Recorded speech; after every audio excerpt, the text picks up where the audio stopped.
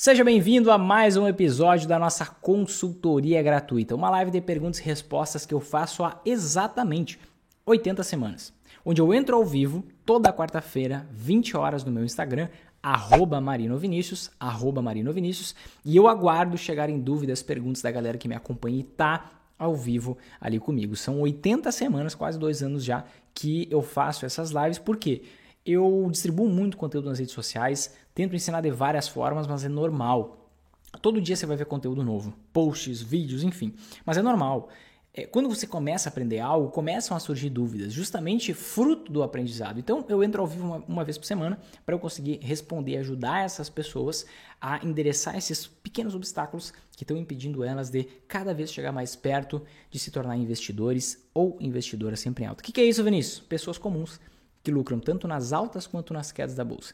Tanto em momentos de crise quanto em momentos de crescimento da economia, sem fazer trade, sem foco em curto prazo, foca na multiplicação de capital a longo prazo, tá bom? Vamos então para a primeira pergunta de hoje. A tendência do dólar é subir mais, na sua opinião? Tendências não existem. Tendências não existem. Vou falar 5 vezes para gravar na mente.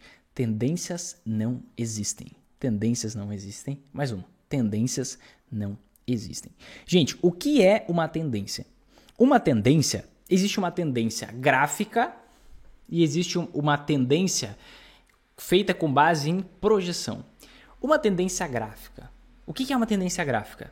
Em tese, na teoria, é quando o gráfico faz algum desenho. Quando você vê o gráfico no investimento, você está vendo o preço dele com o passar do tempo. E aí, dizem alguns que o gráfico faz algum desenho que dizem para onde vai o preço daquele investimento. Aí você imagina o seguinte, o gráfico fez um desenho lá, uma bandeira, um martelo, um ombro, cabeça a ombro, várias coisas que pode acontecer, um triângulo, etc. Ascendente. E aí diz que as ações vão subir. Aí vem a realidade e aí acontece, por exemplo, um processo de impeachment. Ou acontece, por exemplo, a falência de um banco. Ou acontece qualquer coisa que seja ruim para o ambiente de negócios, para as empresas. Faça com que as empresas comecem a lucrar menos. O governo aumenta a carga tributária, aumenta imposto para determinados setores. Você acha que os investidores vão olhar, não, mas tem a pirueta ali da Anne dos Santos lá no gráfico que diz que as ações vão subir. Não importa o que está dizendo ali. A realidade ela vem e se impõe. Então esqueça, tendência gráfica não faz sentido. Um desenho feito com base no preço passado do investimento vai determinar o que vai acontecer no futuro? Não. Agora, uma tendência com base em projeções. Será que faz sentido? Vamos lá. O que a indústria financeira gosta de te dizer? Que condicionadas as informações disponíveis até aquele momento, a tendência é que algo aconteça. Isso é muito vazio. Por quê? Isso chega a ser até leviano, na minha visão, tá? Condicionadas as informações atuais, a projeção é essa. Dane-se as informações atuais. Eu teria que ter todas as informações para, com responsabilidade, falar que algo tem mais chance de acontecer. Só que eu não tenho todas as informações. É só eu olhar para o início do ano. Quanto que acreditava-se que a taxa Selic ia chegar no final desse ano? 6%. Essa era a crença inicial. Agora se fala em 10%. Eu falava em 10 vezes no final do ano passado. Eu me achava louco quando eu falava em 10. E agora o Itaú está falando em quase 10. Agora, quanto que era a projeção, por exemplo, para inflação lá no início do ano? Era 3,4%. Agora a projeção já é mais de 9%. E pode chegar a 10% também.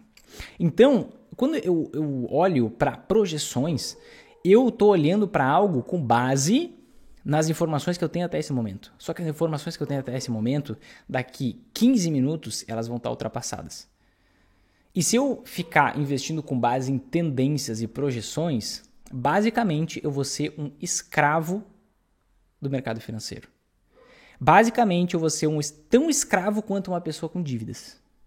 A pessoa com dívidas, ela é escrava do dinheiro porque ela está sempre pagando juro pelo dinheiro, ela gasta mais do que ela ganha e ela está sempre nessa roda viva. O investidor que é escravo do mercado financeiro é aquele investidor que fica todo dia olhando as informações que todo mundo tem acesso ao mesmo tempo, achando que ele vai ter alguma vantagem sobre os outros.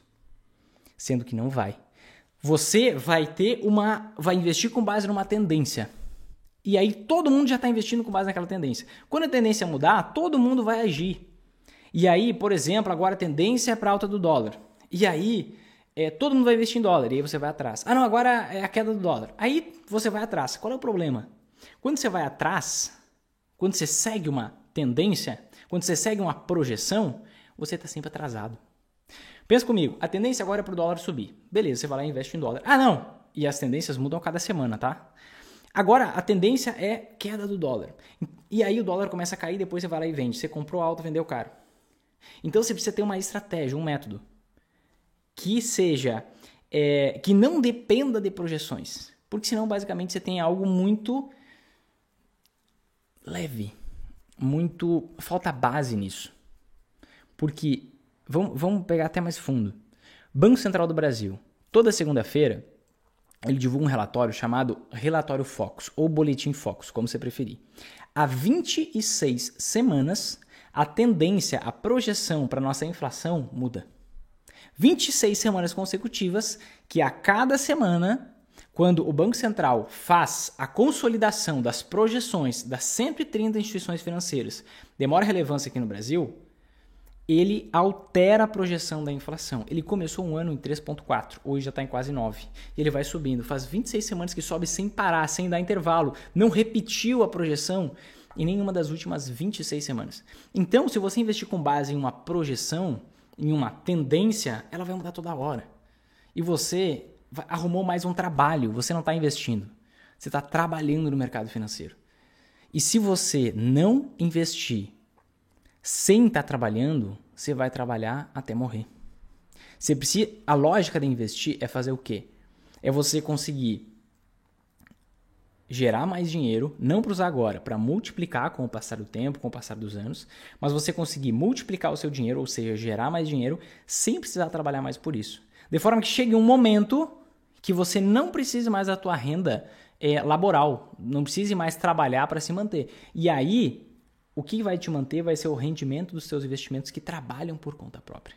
Senão você vai trabalhar até morrer. Entende? Seja no trabalho profissional, seja no trabalho que você colocou em você mesmo, que é o teu investimento, que na verdade não é um investimento, é a tua tentativa de prever o que vai acontecer. Então, assim, a tendência do dólar é subir mais, na sua opinião? Gente, tendências não existem. Porque uma tendência gráfica, poxa, eu não acredito em desenho, tá? Assim como eu não acredito em Papai Noel. E uma tendência de projeção não adianta. As condições econômicas, as variáveis econômicas, elas variam. Por isso que o nome é variável econômica. Elas variam a todo momento. Quem imaginava esse caso da Evergrande? Quem imaginava que a inflação nos Estados Unidos ia estar 5% enquanto a meta é 2%? Quem imaginava que a inflação aqui no Brasil ia estar em 9% nos últimos 12 meses, sendo que a projeção era no máximo 4%, era menos de 4%? Quem imaginava o contexto político? Quem imaginava tanta coisa que aconteceu só esse ano? Ninguém imaginava. Então, se as variáveis mudam a todo momento, faz sentido existir uma tendência? Não existe uma tendência. Uma tendência é simplesmente uma tentativa do ser humano de deixar menos complexo aquilo que é complexo.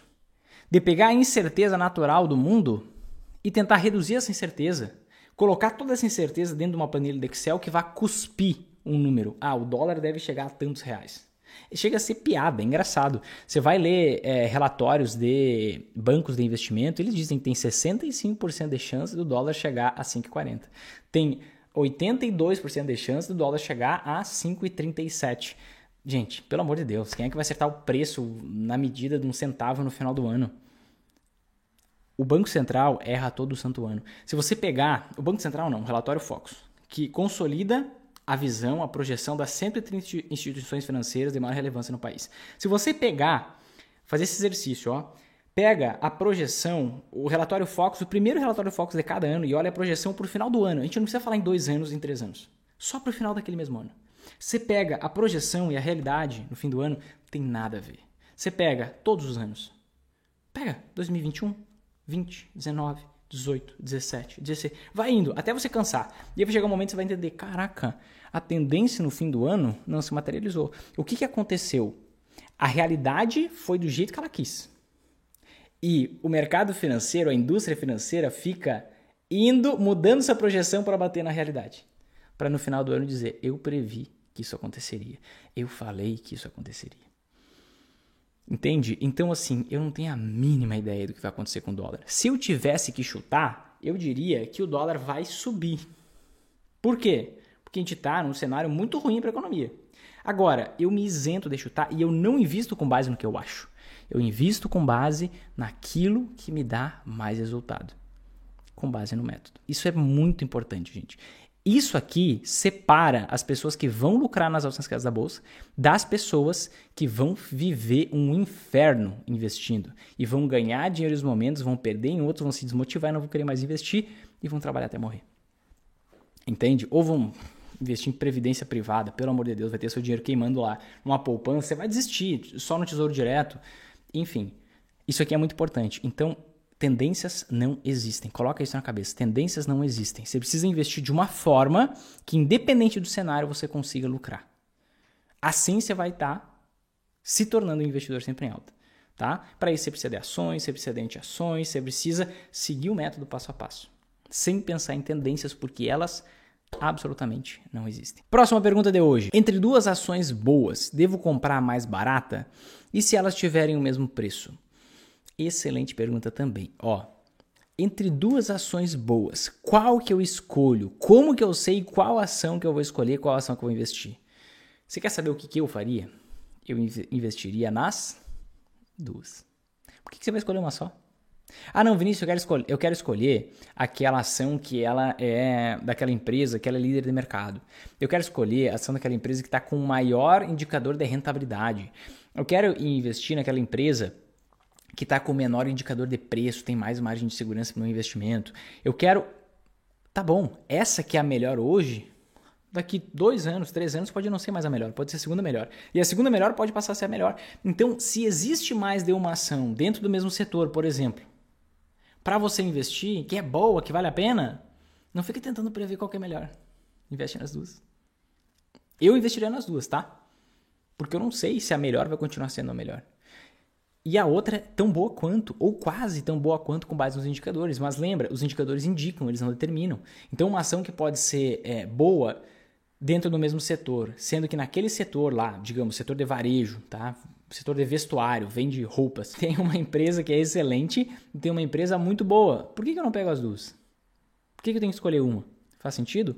O teu lucro, ele não vem de uma tacada certeira. A maior parte do lucro vem de onde? Da diversificação. Vou te comprovar isso, tá? Teve um cara chamado Peter Lynch. Ele foi gestor do fundo Magellan, da Fidelity, entre 77 e 90. Anos 77 e 90. Era o maior fundo de ações na época. Ele teve uma rentabilidade média nesses 13 anos de 29% ao ano. Você queria ter uma rentabilidade média de 29% ao ano? Manda aí nos comentários para mim. O que você acha de 29% ao ano de rentabilidade? Você gostaria de ter uma rentabilidade dessa? 29% ao ano? Manda aí embaixo, sim ou não. Esse cara teve essa rentabilidade, tá? Em quantos ativos ele investiu? 5, 10, 15, 20, 1.400. Poxa, Vinícius, eu vou ter que investir 1.400 para ter esse nível de rentabilidade?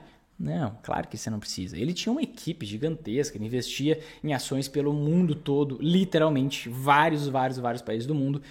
Então, o que acontece? De onde será que veio? Essa reflexão que eu quero que você faça. De onde você acha que veio o resultado dele? Foi de um chute certeiro que ele deu? Ou foi da diversificação inteligente que fez com que ele investisse em várias boas empresas? E algumas dessas boas empresas se tornaram empresas excepcionais. E outras até faliram, até quebraram.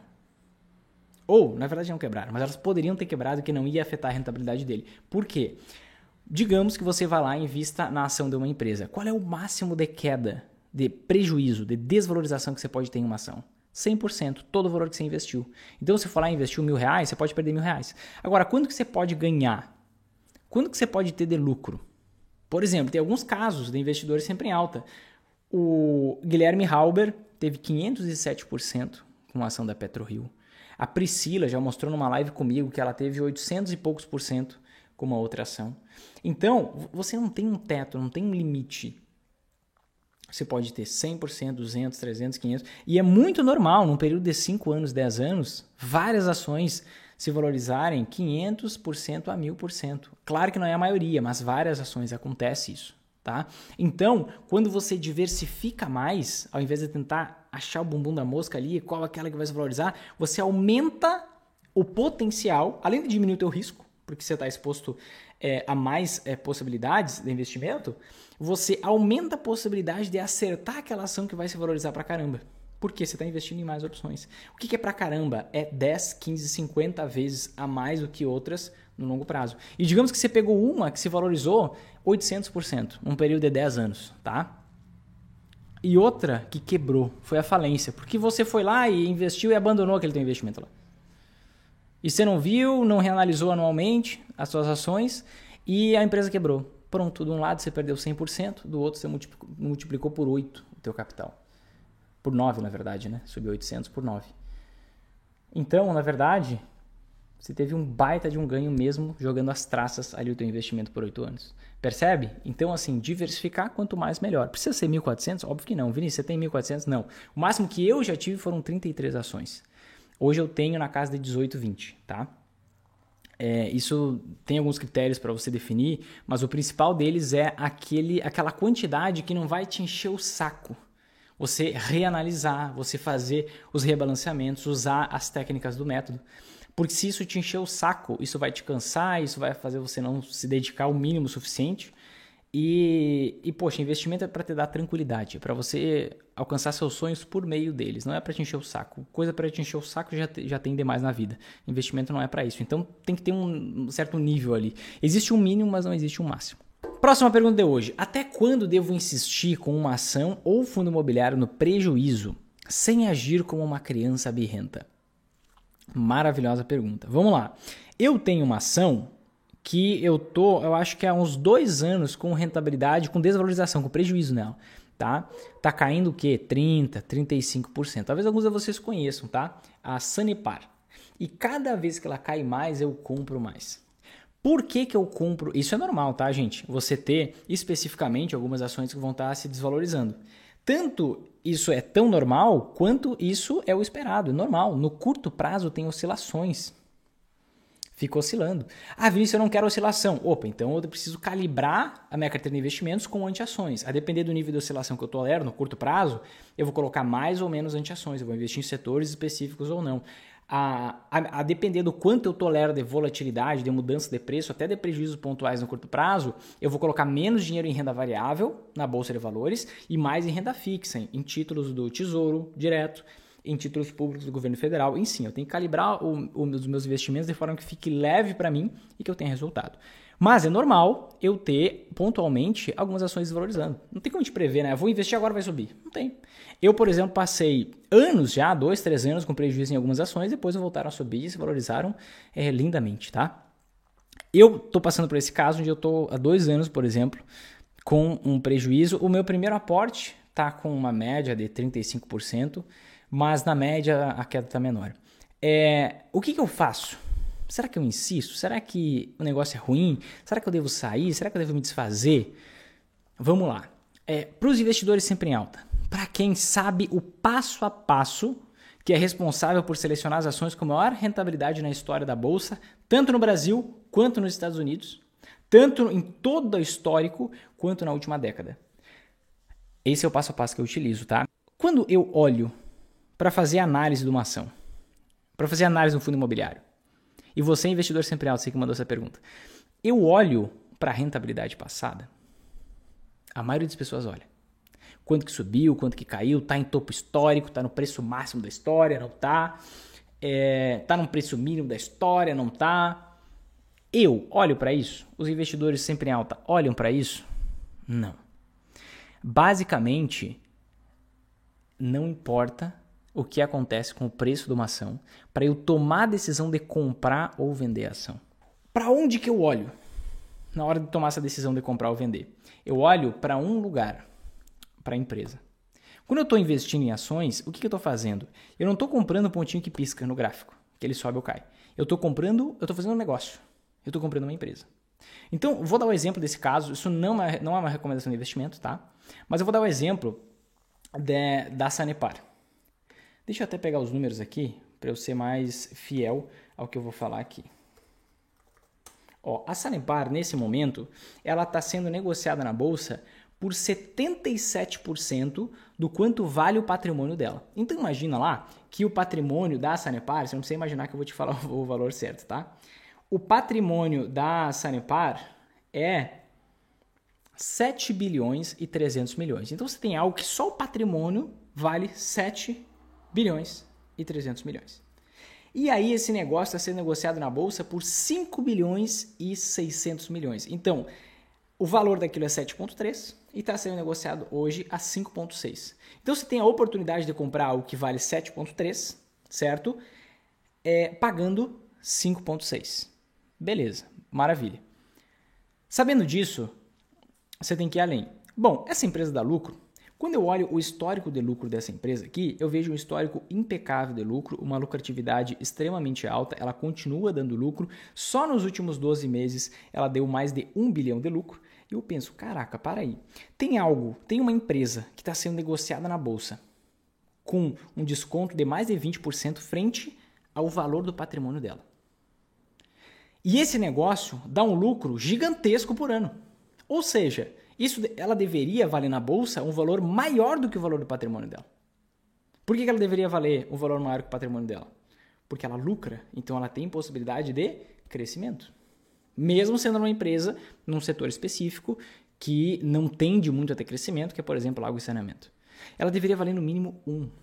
Ou seja, o valor dela na Bolsa teria que estar no mínimo o quanto vale o patrimônio dela. Por quê? Porque ela lucra e ela pode pegar esse lucro e reinvestir no negócio. Ela pode comprar novas empresas em outros lugares do país, no mesmo segmento. Ela pode pegar e distribuir lucro para os seus acionistas. Tem outras fontes de renda que ela pode ter. Só que eu olho para essa empresa e eu vejo, caraca, eu tenho a oportunidade de fazer um negócio, entende isso, todo investimento que você faz é um negócio que você está fazendo. Um negócio tão negócio quanto comprar um tênis, um negócio tão negócio quanto comprar uma cafeteira, um negócio tão negócio quanto você comprar um carro. Você tem que olhar para a qualidade daquele negócio, por quanto aquilo vale e por quanto o cliente vender. E aí você pensa, será que vale a pena ou não? Quando eu olho para esse negócio, para mim é abissal. Um negócio que vale 7, gera 1 de lucro por ano e eu posso pagar 5. Entende? Então, eu foco onde importa. Eu foco na realidade. O preço de uma ação não é a realidade. O preço de uma ação é a interpretação dos investidores sobre a realidade futura. As pessoas, elas ficam tentando acertar o que vai acontecer com uma empresa, com a economia, com a taxa Selic, com a inflação. Elas ficam chute, trazer chute. E isso reflete no preço. Pega, por exemplo, março de 2020, lockdown, semana do álcool gel, estourou tudo, ações despencaram. O que mudou nas empresas? Só fechou as portas e teve lockdown. Na prática, em termos de resultado, não mudou nada. Só que os preços desabaram. Por quê? Interpretação das pessoas sobre o futuro. Então, o preço reflete o medo ou a ganância. O fundamento, eu analisar a empresa, com 10 minutos eu posso fazer isso, até menos. Isso reflete a realidade. E eu me apego à realidade ou à fantasia, à realidade ou ao medo, à razão ou à emoção, à realidade ou à ganância. Só a realidade. Porque naturalmente, o preço, não sei se vai ser esse ano que vem, daqui 2 anos, daqui 5 anos. Não tenho pressa. Meu foco em investir na bolsa é pelo menos 5 anos. Mas eu sei que, naturalmente, o preço vai convergir para, no mínimo, o que esse negócio já vale. Não é o que ele pode valer, é o que ele já vale. Percebe? Então, se você focar no fundamento, não tem mistério. Você não está insistindo, você está fazendo o processo. Simplesmente assim. Próxima pergunta de hoje. Tem como ter rendimento com uma ação que tem todos os seus indicadores negativos? Tem. Ó, eu não estou dizendo que somente empresas boas se valorizam. O que eu estou dizendo aqui?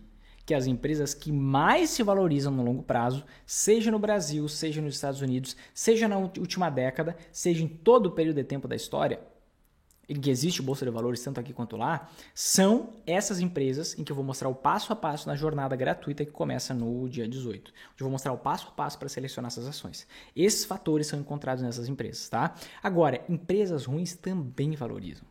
Por quê? Vamos pegar o caso de uma empresa, isso aconteceu com algumas empresas, tá? No final de 2015 e início de 2016. Tinha empresas prestes a falir. Tinha empresas assim, ó, com a taxa Selic que estava em 14,25%, as empresas super endividadas, pagando muito juro pela dívida.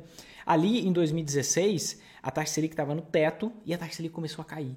E quando a taxa Selic começou a cair, essas empresas estavam quase quebrando, dando prejuízo, porque não conseguiam ter lucro. O que elas ganhavam de dinheiro, elas tinham que pagar de juro e faltava dinheiro. E, meu Deus do céu, essas empresas tinham se desvalorizado pra caramba. Só que a partir daquele momento onde a taxa Selic parou de subir e ela começou a cair, o que aconteceu? Essas empresas péssimas, quase falidas, começaram a se valorizar. Num profundo movimento de especulação. Poxa, isso pode dar um resultado pontual ali naquele momento, você tem uma grande valorização? Pode. Você fazer isso pelo resto da vida, ficar buscando esses casos da empresa quase falindo para você ganhar dinheiro quando ela se recuperar, uma que você vai conseguir fazer isso a cada 5 anos, mais ou menos. Porque o fator que mais impacta é a taxa Selic, alguns fatores assim da economia. Isso não tem ciclos, né? Tem momentos de alta da taxa Selic, leva meses, anos, tem momentos de queda e assim por diante. Mas isso aqui vai te fazer ganhar dinheiro no longo prazo? Não vai. Investindo de forma bem mais simples, você vai ganhar muito mais dinheiro. Tá? Mas assim, tem como se valorizar. Por quê? Especulação. Especulação. Profunda especulação. Uma empresa lá escondida, ninguém fala nela, vem algum relatório de um banco de investimento dizendo vale a pena comprar essa ação. O que a maioria das pessoas que está investindo na bolsa está fazendo hoje? Papando diquinha, papando recomendação. Onde é que eu invisto? Vinícius, me diz uma ação, As pessoas não se preocupam com o básico. Eu vou entrar na piscina, eu tenho que saber nadar. Eu vou entrar no rio, eu tenho que saber nadar. O que as pessoas fazem na Bolsa de Valores? Eu vou investindo, eu vou aprendendo. Vai nadar no rio contra a correnteza. E aí você aprende a nadar lá. Não faz sentido. Mas a maioria das pessoas faz isso. Talvez você esteja fazendo isso. Eu já fiz isso. Atire a primeira pedra quem nunca fez. Então, a gente fica papando dica. Existem centenas de milhares de pessoas papando dica. Soltou uma informação, todo mundo corre para investir naquela ação. Pode ser horrível, pode ser uma aposta, pode ser a pior aposta daquele banco de investimento. O preço da ação vai subir. Por quê?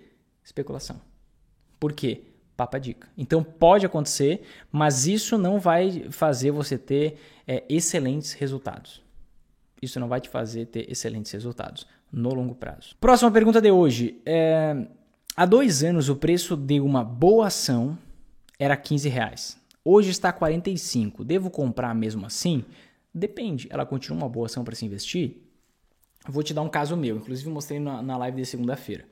Eu investi nas ações da SLC e no meio para o final de 2019. Até mostrei lá o print lá do meu investimento.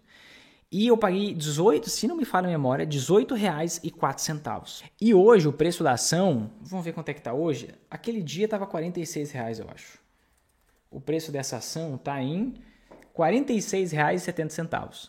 Então, até hoje, 46,70 dividido por 18,04, eu estou tendo 159% de rentabilidade com essa ação. Então, ela quase triplicou. Está mais ou menos o seu caso, tá? Estava 18, agora está 46,7. O seu caso estava 15 e agora está 45. Eu vendi essa ação? Não. Por que eu não vendi essa ação? Porque ela continua boa. O preço subiu, mas o lucro dela subiu junto. O preço subiu, mas a empresa melhorou também. Então, perceba, lembra que eu falei agora há pouco que eu absolutamente nunca olho para o quanto valorizou ou desvalorizou o preço de uma ação para eu decidir investir nela? Justamente, esse é um caso aplicável. Eu olho para o negócio, frente ao lucro que essa empresa gera. O preço está compatível? O preço subiu 3 vezes. Pois é, mas e se o lucro subiu 5 vezes? Quer dizer que ela está mais barata em relação ao lucro que ela gera. Porque o lucro subiu mais do que o preço. O preço de uma ação caiu 20%. E se o lucro da empresa caiu 50%? Significa que essa ação não está mais barata porque ela caiu 20%. Em relação ao lucro, ela está mais cara porque o lucro caiu mais que o preço. Então, assim, eu não posso olhar só para o preço. Esquece o preço. Você tem que olhar para os fundamentos, para aquele negócio, para aquela empresa, para os indicadores dela. Então, dá para investir normalmente se ela for uma boa empresa para se investir. Se ela for uma empresa barata, rentável e pouco endividada. Se ela tiver esses critérios aqui, alguns outros cuidados, Basicamente, não tem problema investir em uma ação que se valorizou 1000%, porque ela pode se valorizar mais 1000 tranquilamente. Tá? O caso da Oi, um dos fatores para queda é o plano de negócio que eles apresentaram. Esquece as movimentações a curto prazo. Pode ser lindo e pode fazer todo sentido o preço da Oi ter caído no dia que o plano de negócio foi divulgado. Tá? Só que o que pode ter acontecido, e tem várias histórias malucas na bolsa assim, foi que um estagiário lá num fundo de investimento, ele foi vender uma quantidade de ações porque queria diminuir a exposição na ação e ele colocou um zero a mais. Ao invés de ele vender 1 milhão de ações, ele vendeu 10 milhões de ações. Ao invés de ele vender 100 mil ações, ele vendeu 1 milhão de ações. Isso acontece. Então, assim, eu posso te dar 1000 explicações por que uma ação subiu ou caiu no curto prazo. A grande verdade é que ninguém sabe. Só que a gente geralmente fica na busca de entender o porquê dos movimentos de curto prazo. Só que você tem que entender que o movimento de curto prazo é pura e profunda especulação. Nada além de especulação. Nada além de especulação. Não existe base, não existe padrão no curto prazo. Não existe tendência. Então, no curto prazo, as movimentações você ignora. Você tem que focar o quê? Esquece o preço. O que eu estou repetindo aqui bastante hoje. Esquece o preço. Foca na empresa. A Oi é um bom negócio? A Oi é uma empresa rentável? A Oi é uma empresa com baixo endividamento? A Oi é uma empresa barata frente ao resultado que ela gera? Sim, vale a pena. Não. Caiu? Beleza, pode cair mais. É uma oportunidade para comprar mais ações. Subiu? Beleza, daqui a pouco você vai colher um pouco desse lucro para investir justamente onde está mais em promoção, nas ações que estão caindo e são boas. Então, assim, esquece o que aconteceu no curto prazo, tá? Isso só vai alimentar um demoninho que tem na gente, que é esse demoninho que quer saber o que está acontecendo agora, sendo que amanhã a informação de hoje já vai estar desatualizada. Então, esquece as informações. Você precisa de um método, um caminho, uma trilha, passo a passo. O que eu preciso fazer com no máximo 1 hora por mês de dedicação para que eu consiga ter resultado na bolsa. Eu ensino qualquer pessoa, qualquer idade, eu tenho alunos de 17 a 73 anos, ou 78, eu sempre erro, acho que é 73. De profissões diferentes, de níveis de rendas totalmente diferentes, de sexos diferentes, inclusive temos até mais mulheres do que a média da bolsa, investidoras sempre em alta. Qualquer pessoa a lucrar nas altas e nas quedas da bolsa, mesmo que nunca tenha investido na vida antes. Isso eu posso te ajudar na jornada Sempre em Alta 2021. Lá você vai entender o passo a passo que você precisa fazer. E eu te digo, vai ser entediante depois que você começar a aplicar. Você vai ficar pensando que você deveria estar fazendo mais coisa. Só que tem até estudos que comprovam. Quanto mais a gente mexe nos investimentos, a partir de um certo nível, piores ficam os resultados. Tem coisas que levam tempo para maturar, sabe? É tipo pão. Você vai fazer um pão, ele tem um tempo próprio de maturação. Se eu quiser ficar abrindo o forno toda hora para ver se o pão está pronto, eu vou estragar o ponto do pão. Entende? É que nem você vai plantar soja. Não adianta você plantar e querer colher semana que vem. Sabe? Não adianta. Então, existe um tempo de maturação. Então, se você ficar mexendo demais, isso ao invés de ajudar, só vai atrapalhar. Certo, gente? Se você gostou desse vídeo, se você aprendeu coisas novas aqui, faz o seguinte agora. Aqui embaixo tem um botão de curtir, like, gostei, um coraçãozinho, alguma coisa assim. Clica nesse botão agora. Clica nesse botão, porque assim você me ajuda a levar esse vídeo para mais pessoas. Porque as redes sociais trabalham assim. Quando você interage com o vídeo, elas compartilham com mais pessoas, todas as redes sociais, tá? E você também pode fazer isso. Pode pegar e compartilhar com os teus amigos, mandar em grupos do WhatsApp, enfim. Só não deixe essa mensagem morrer aqui, tá bom? Te vejo na próxima consultoria gratuita, próxima quarta-feira, 20 horas no meu Instagram, @marinovinicius, tá bom?